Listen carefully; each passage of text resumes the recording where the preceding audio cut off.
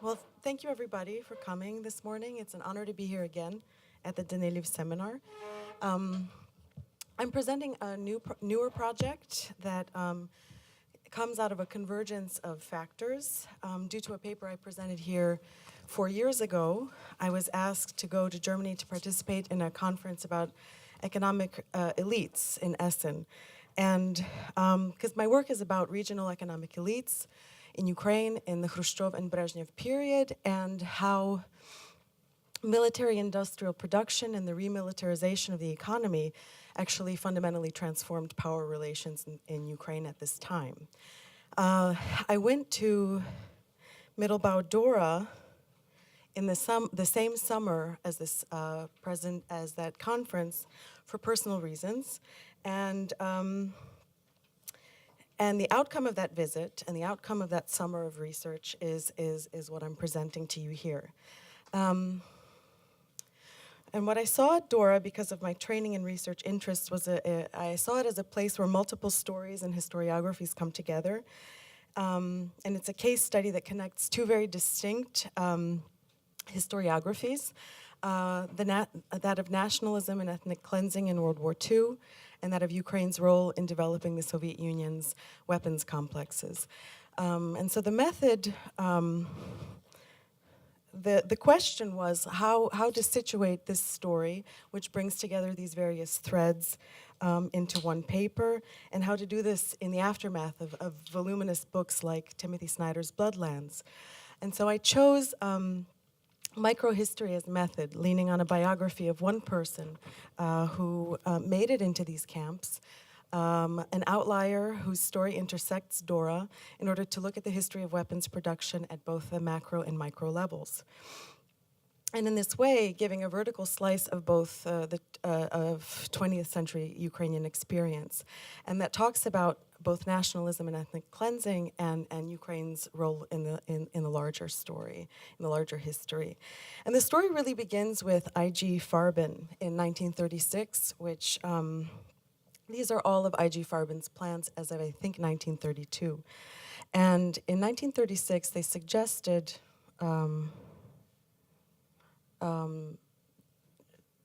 to put a fuel weapons depot here, right in the middle of all of their factories. That's where Dora Mittelbau is located, and it's in the tunnels of Gypsum Mountain in the Harz region that they decided to start developing this facility. The situation changed when, in World War II, there was a big turning point, and that's when the Allies bombed the rocket research facility at Peenemünde, and the Nazis relocated their V-1 and V-2 missile production here.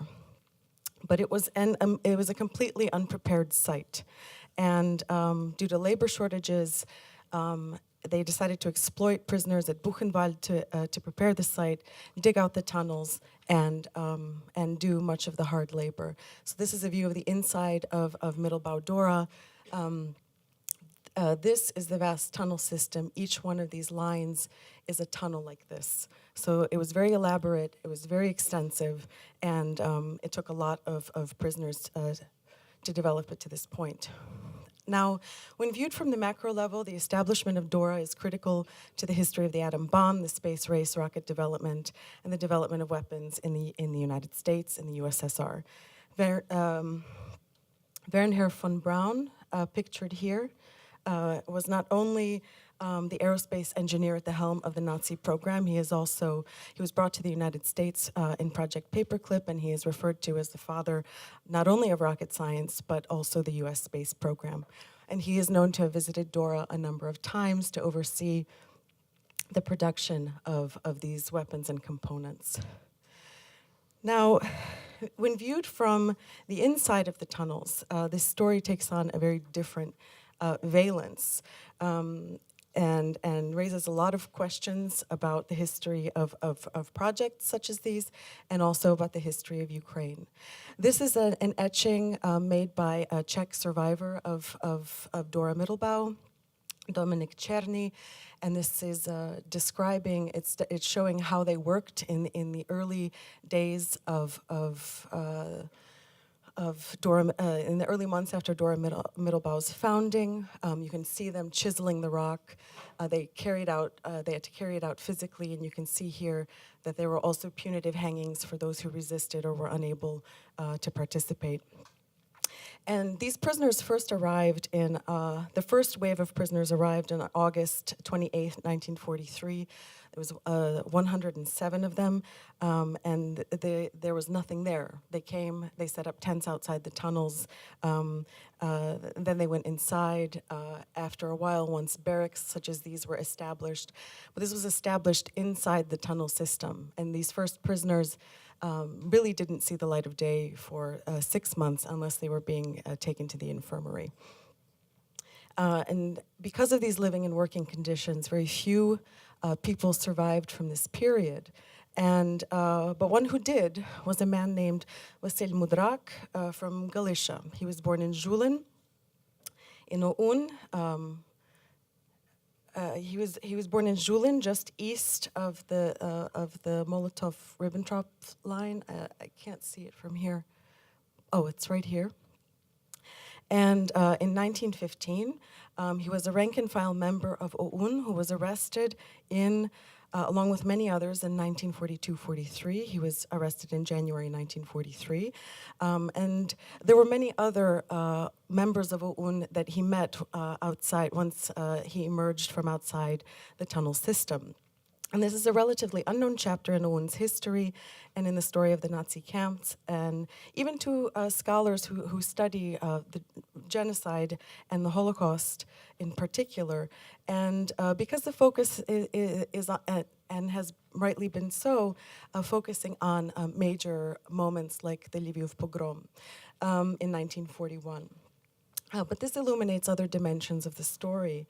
And I just wanted to show you, so this is Julin, and it's a predominantly Ukrainian village, and there were two Jewish families, two German families, and some also native Polish residents, and then those who came during the colonization or movement of peoples in 1920 to 1938. And after and I just wanted to want to quickly move to how he gets into Dora. It's something I elaborate on more extensively in the paper. But he was arrested on Christmas Eve in 1943, then taken to the prison in Drohobych, where he begins to interact with some of the other people arrested at this time, including a Polish colonel with whom they spend a number of months as they're both being interrogated. There was a moment of humanity where, when one would return, the other one would take care of them. And I thought that these glimmers of humanity in his memoir accounts were very interesting, and because they would recur later on.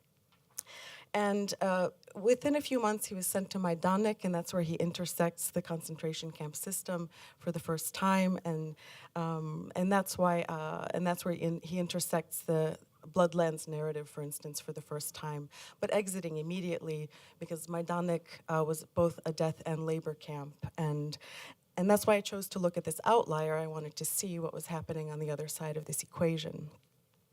And so he appears in August 4th on a transport list, and all of these Majdanek prisoners were being sent to Buchenwald, and then very shortly thereafter, all of them apparently, although I still have to verify this, were also sent on to Dora Mittelbau. You can see him right here, 14858 was his prisoner number.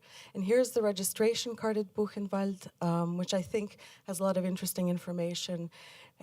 As he was born in Galicia, he's registered as a Pole, even though he was initially, he was arrested for his activities in OUN and interrogated to find out more about them at the time. But you can see how the classification systems start to blend communities who were in Dora Mittelbau together. And the surnames here, I think, also open up a lot of questions about how the camp populations were evolving at this time, who was being moved where and for what purposes. And very shortly after arriving at Buchenwald, he was sent to Dora Mittelbau. So on September 2nd, about 4 days after the official founding of this camp. And when I went to Dora in 2017 and relayed to them this date, they indicated to me that the chances of survival were very, very rare and very unusual. And so I started working the problem to find out what exactly happened and how was he able to do this? And I saw that he was sent to the infirmary almost immediately. 4 days after arrival, he had an inflamed foot, and they sent him out of the infirmary. And you can see this information is somewhere here. And then several days, and then he gets sent back within a few weeks, and part of the reason he was able to survive is that a package had arrived in Buchenwald, and Buchenwald at that time was, as I indicate in the paper, was the Reds were in charge of sort of managing the packages, and he was able to get a package delivered to him from his family, and in there were a few supplies, including cigarettes and other things, which he was able to use for other purposes. He basically was able to give those to the doctor, and they kept him in the infirmary for a long time. And then he was returned to the camps, to Dora Mittelbau shortly thereafter. And I know I'm short on time, but I just wanted to sort of elaborate.